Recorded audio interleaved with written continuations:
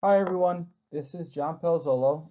This is the first lecture for Kinesiology 376, the undergrad biomechanics course. For this lecture, we're going to do a small little introduction uh, for biomechanics and myself.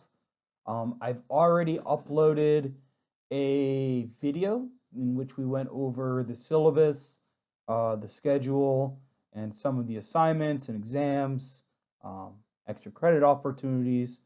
So hopefully you guys have watched that. Once again, if you guys have questions, feel free to email me. It's j_palazz@uncg.edu.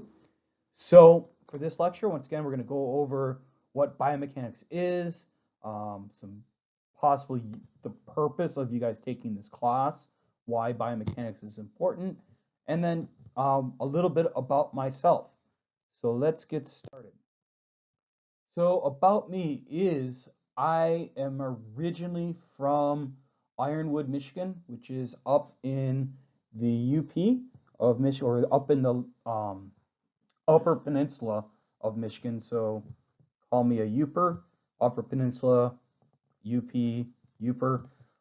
But when I was a teenager, I moved down to the Lower Peninsula, got to use this awesome bridge, but moved down to the Lower Peninsula and graduated high school there, and then ended up going to Oakland University for my bachelor's in health science and my master's in exercise science. Um, Oakland University is a small-ish school, pretty good school. We've got a good basketball team. We don't have a football team or anything like that. We've got a bunch of nerds, um, myself included, but we don't really have a football team or anything like that. So it was a smaller school. It's about 15, 20 minutes north of Detroit, which you can see in this second picture here. If you look really hard in the upper left, you'll see this white building. That's Ford Field. If you look even closer, you can see the Lions losing again. Um, but it's about 15, 20 minutes north of Detroit. So just across the river is Windsor, Canada. So Detroit's pretty much southeast Michigan's only place in the world where you got to drive south to get to Canada. Um, I worked after I finished my master's at Oakland University. I ended up working in one of our biomechanics labs for a little bit and ended up actually teaching the undergrad biomechanics course there as well for a few years. And then I decided that I wanted to actually finish and get my PhD. So I am now, I just finished up my second year at UNCG. I moved down again, moved further and further south every few years of my life. So who knows where I'm going to retire? But if I get to retire, but I moved to Greensboro, and I'm finishing up or I just finished up my second year at UNCG in Dr. Ray's Veer Lab, which is the virtual environment for assessment and rehabilitation. I don't know if any of you guys have ever been to the lab before. Won't happen this semester because campus is closed. But if you guys are interested in biomechanics, um, please reach out to myself, some of the other grad students in the lab, your other professors.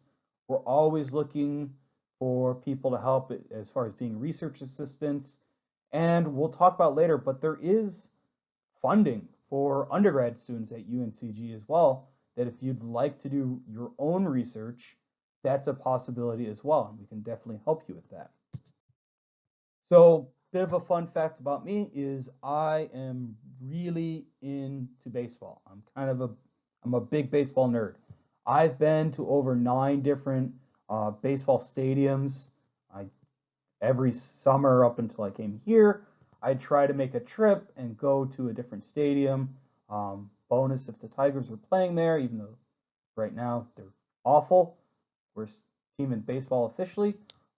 Right there with the Lions being the worst football team in history before Cleveland decided to copy us and lose all their games as well. But I've been to a lot of baseball stadiums. I've been to a few minor league stadiums as well.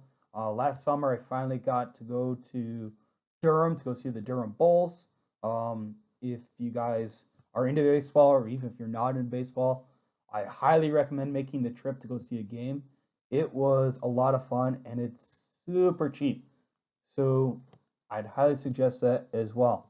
So once again, as big baseball nerd, if you guys want to talk to me about something other than biomechanics, I am more than happy to talk to you about baseball. So, what is biomechanics?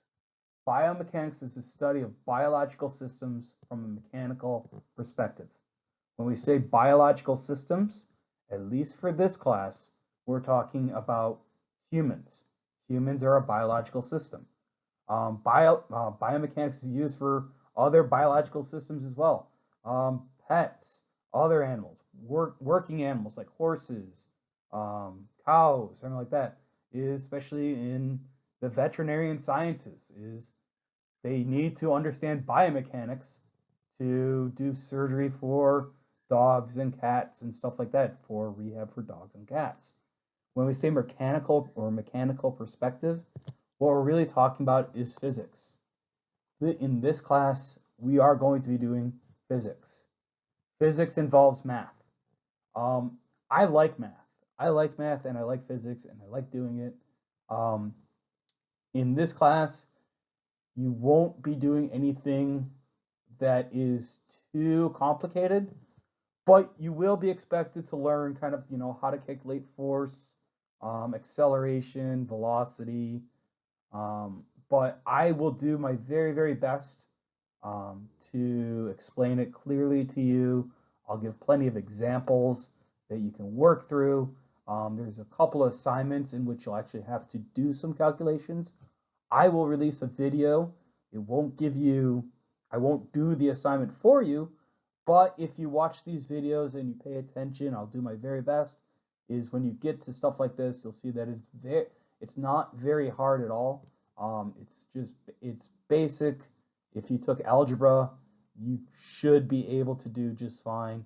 The trigonometry in it, if you've taken a geometry class or a trig class, you won't see anything new.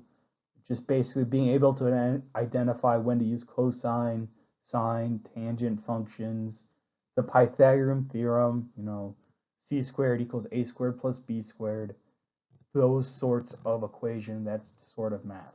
So it really won't be too difficult for you guys. So why is all of this important? Besides the obvious fact that if you're a kinesiology major, you have to take a biomechanics class. And then also why is this so important? Important besides the fact that it's just a very, very, very cool science. I'm going to show you some reasons why we study biomechanics. Besides the fact that it's really cool and for your degree, you sort of kind of have to. So we use biomechanics for a variety of reasons. One of the big ones is to research how to improve sport performance. Nike, the shoe company, also has a lab. They're in Washington State, it's the Nike lab. Half of that lab is for biomechanics. How they design their shoes, how they design sports equipment so that it works better for the athlete. We use it for sports enhancement as well. You can see in this upper right corner, we have somebody that's got, little reflective markers on them. We use that to build out videos that you see below.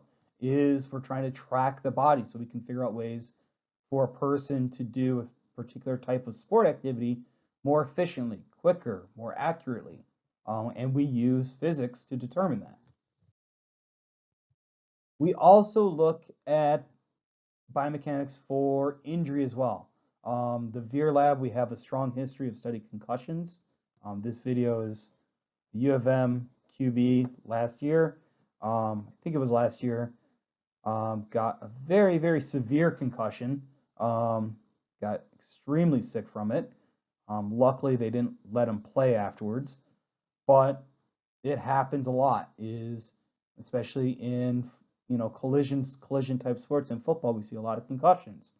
So we use biomechanics to study how a football helmet may prevent a concussion, how different rules in sports may help prevent concussions, what a concussion does to the body, what it does to the brain. We use biomechanics to study these effects. In fact, right now, I am writing some papers for in which I look at different types of sports between males and females across their ages and their center of pressure and how that changes. We're not quite, it's not quite linked to concussions right now, but one of the things we found was that we kind of were able to classify sports types in 4 different ways. You know, the non-contact or limited contact sports, when we look at golf or baseball or track and field, or not necessarily baseball, but track and field, and the contact sports like basketball, baseball, kind of those types of sports where, you know, you don't really hit each other, but it happens. And then we codified a different type of sport called a collision sport. These are where sports, they run into each other a lot. They tackle each other, like in hockey or football or American football, any sort of kind of combat sport. And we've been seeing that they have a generally high center of pressure displacement. When I say center of pressure, and especially displacement, what I'm looking at is how their body sways when they're on a force plate. And we'll talk about this stuff as the semester goes on. We also use biomechanics to look at other types of injuries. A very, very popular research avenue for injury prevention and treatment are ACL injuries. Anterior cruciate ligament of the knee is a very, very common structure that gets injured, especially in certain types of sports, basketball, soccer, those types of sports. We see a lot of ACL injuries. So the actual lab next to where I work in the Veer lab, but on the other side of our wall, we have the Applied Neuromechanics Research Lab. And one of their big topics is ACLs. So they look at ACL injuries, ACL injury prevention, rehabilitation. I think it was last year we actually had a whole kind of conference on campus for the ACL research retreat. One of the professors here, or two of the professors here, Sandra Schultz and Randy Schmitz, or Dr. Sandy Schultz, Dr. Randy Schmitz, excuse me. That's what they do. They look at ACLs all day, every day. We also look at research for fall prevention. We use biomechanics to look and kind of discover ways in which we can design for, you know, assisted living facilities for seniors to prevent falls. Can we come up with exercise interventions to either strengthen their lower body so they don't fall as much? Can we figure out ways in which, you know, any sort of fall prevention method? Currently, one of my colleagues in the lab, she is in charge of a pretty big research study where we're going to a lot of the assisted living facilities in the area and researching different fall prevention strategies and how well they work in the senior populations for fall prevention. This is going to be, if any of you are looking at going into physical therapy or any sort of biomechanical related field, this is going to be a very, very, very big topic in the coming years. There is a great majority of the U.S. population that's going to be 65 and older in the next few years or so. Usually that's a that's a population that's very, very susceptible to falls. So there's going to be a lot of work in fall prevention in the coming years. So if you're looking for continuing your degree in biomechanics, whether it's physical therapy or research or even nursing, this is going to be a very, very hot issue in the coming years. Also, we do other things, just back injuries. Um, when we look at stuff like this, is can we come up with practice or industry standards for the prevention of back pain in the workplace?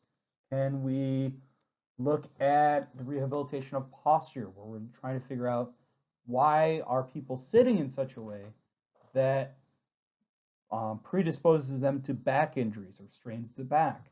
Can we come up with very, good rehabilitation measures for back pain as well? This is all biomechanics. And then we have some other things. This is a good video. It's a little long, it's about 2 minutes, so I'm not going to play the whole thing, but I suggest you watch it. But we also use biomechanics for the development of prosthetic limbs. The school in which I came from, Oakland University, has since, unfortunately, the year I left there to come here, they opened it up, but they have their own orthotics and prosthetics lab where they manufacture and study prosthetics. Another school that's not too far from mine, Eastern Michigan University, has one of the kind of bigger labs and actual field of study in exclusively prosthetics and the development and manufacture of prosthetics. Um, so we use biomechanics for that. How can we design a prosthetic leg for transtibial amputees? Transtibial is amputation below the knee. How can we develop prosthetic limbs so that they're efficient, so they behave very closely to the natural limb? So we're not looking at re-injuring the person, where they can kind of go about their life as if no injury occurred at all.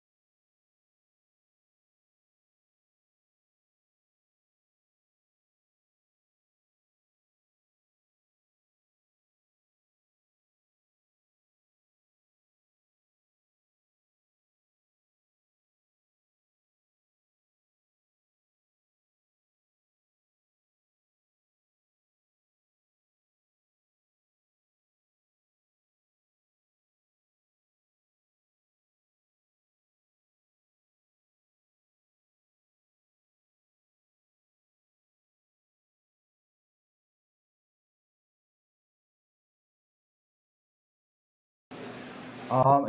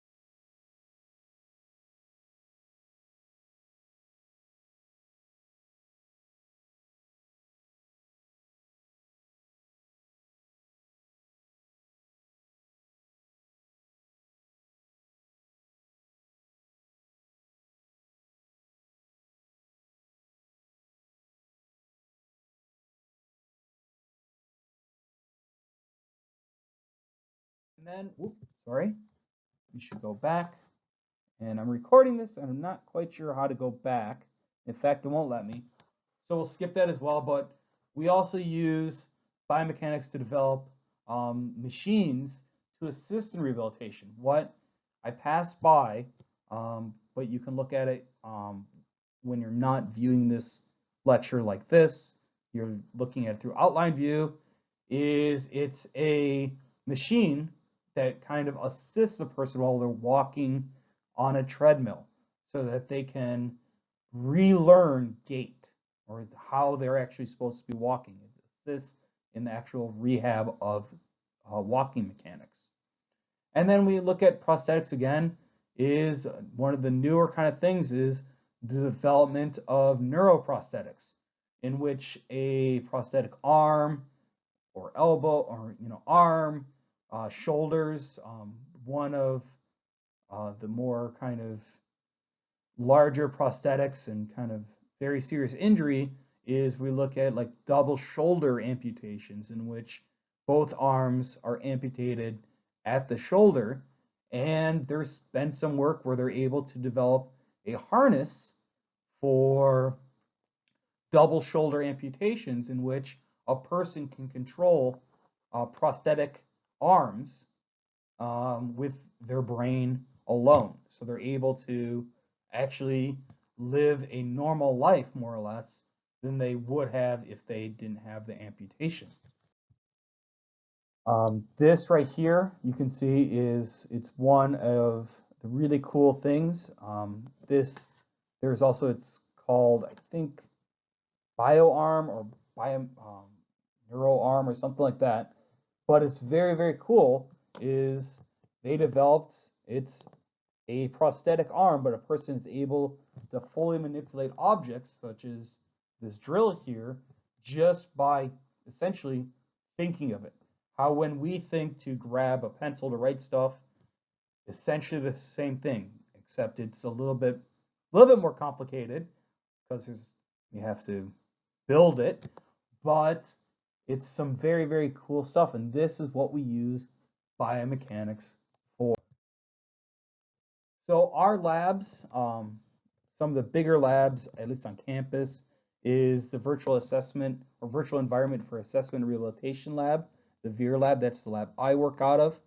On the other side of the wall, we have the applied neuromechanics lab, where they do ACL stuff, and it's a little bit more orthopedic.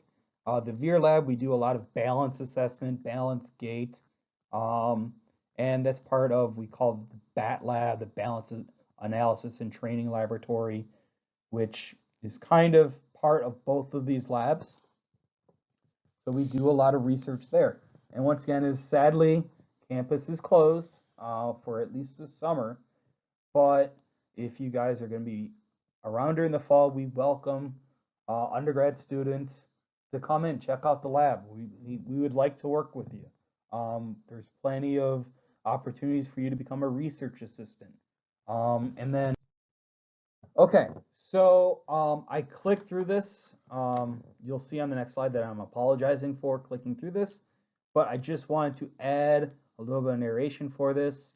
As far as tips for being successful in this course, one of the biggest ones, be proactive.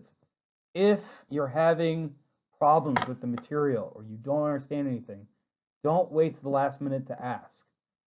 Don't wait till you're taking the exam and then realize you're not sure of something.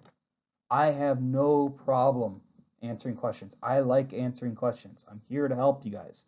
So feel free to email me. We're doing Zoom meetings for office hours, so use that.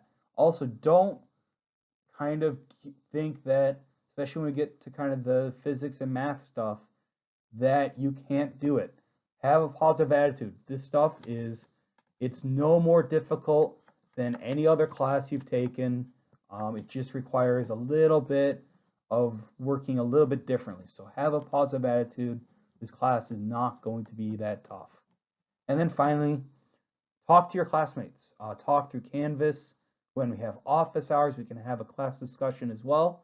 You can email each other. When you're working on the assignments, I'd prefer that, you know how to do them by yourself, but feel free if you guys want to talk about it through Canvas or through Zoom or through email and help each other out.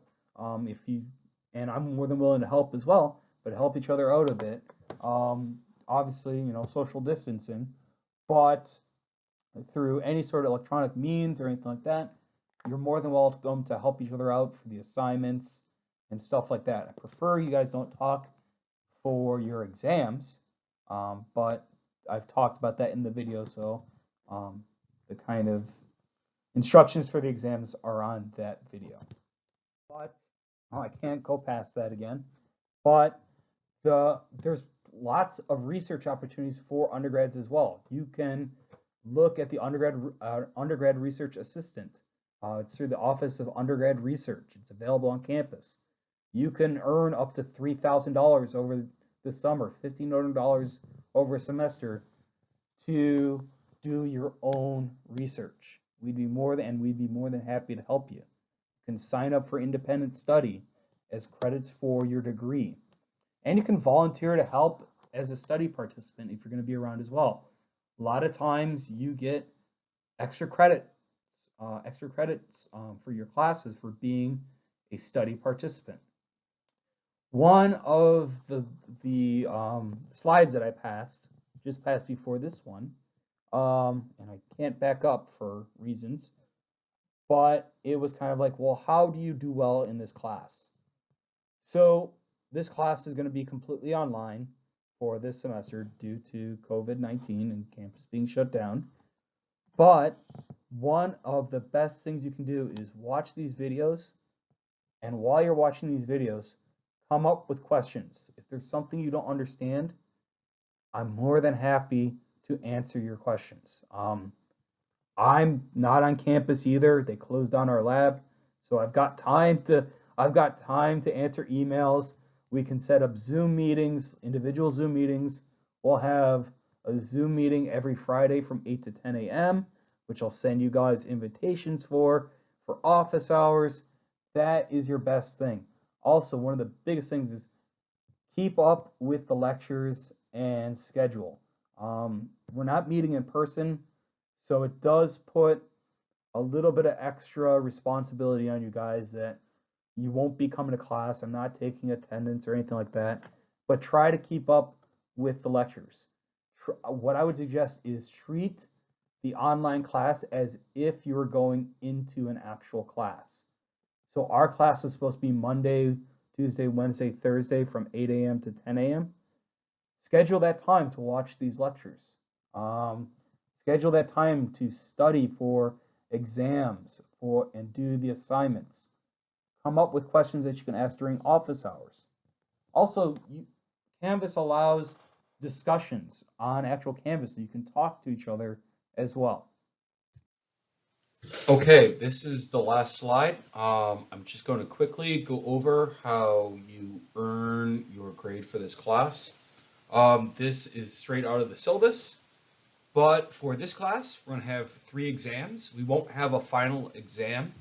And if you look at the schedule, it will tell you essentially what is on each exam. But we're going to have 3 exams worth 100 points. Exam 3 will be not cumulative, but it will have stuff it'll have stuff that was on exam 1 and exam 2 previously, but some new stuff as well, mostly concerning the neural aspects of movement control and variability. And then you will also have 5 assignments. And these will be on Canvas. By the time you're watching this video, they're all on Canvas. They do have hard due dates, and we'll go over that, or I will have gone over that in the introduction video posted on Canvas. But they each are worth 25 points. And for a few of them, there's a few ways you can do them. You can go on to, first of all, you download the assignment. There's a link to download the assignment when you click on it, and you can use you can type your answers onto the Word document. For the math questions, what you can do is you can use the Microsoft equation editor through Word and write your math out like that. If you don't know how to do that, feel free to reach out. I'm more than happy to show you how to do that. I think it looks better and looks more professional, and it's a nice skill to learn how to pick up. If you don't want to do that though, another thing you can do is you can print out the assignment and write everything freehand, and then when you are done with the assignment, take a picture of it, make sure your picture is clear, and upload that picture, paste that picture on a Word document, and submit that Word document to Canvas. And then finally, this will be talked about in the introduction video. You have the applied biomechanics paper that is worth 50 points. So you're going to have a total of 475 points. So the grades are going to break down from 90 to 100% is an A, 80 to 89.99% is a B, 70 to 79.99% is a C, 60 to 69.99% is a D, and if you get below 60% due to this is through the university rules, that is an F. So this is the end of kind of the intro slideshow, intro lecture for KIN 376, Intro to Biomechanics for UNCG.